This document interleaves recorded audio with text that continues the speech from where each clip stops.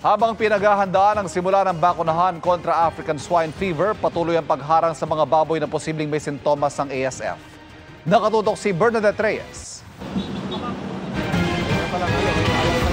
Tinangka umanong takasan ng truck driver na ito ang checkpoint ng Department of Agriculture, Bureau of Animal Industry at Quezon City LGU sa Mindanao Avenue, Quezon City.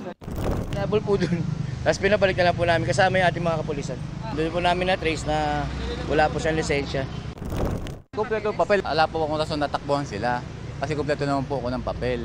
Lahat naman po ng checkpoint na nadaanan namin, kahit pulis po, hinihintuan ko. Siyam na baboy ang sakay ng truck na ito nang mula pa ng San Juan, Batangas at patungo sana ng Caloocan nang maharang ng mga otoridad sa checkpoint na ito. Ilan sa mga baboy may mga pantal sa katawan na isa sa maaaring sintomas ng African Swine Fever.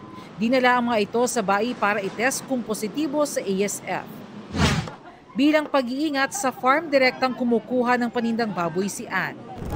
Sinisigurado po namin yung mga farm na kinukuha na namin, yung certified na may sila papeles para sigurado.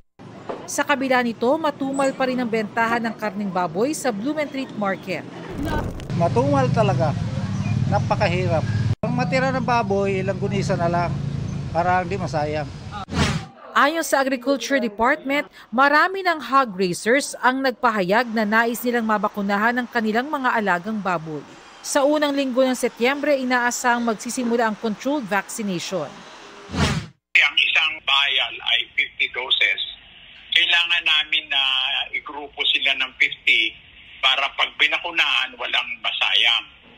Pero bago namin bakunahan, titingnan namin muna ang dugo ng mga baboy na babakunahan para malaman kung ito ay may kargang virus o wala. Para sa GMA Integrated News, Bernadette Reyes, nakatutok 24 oras.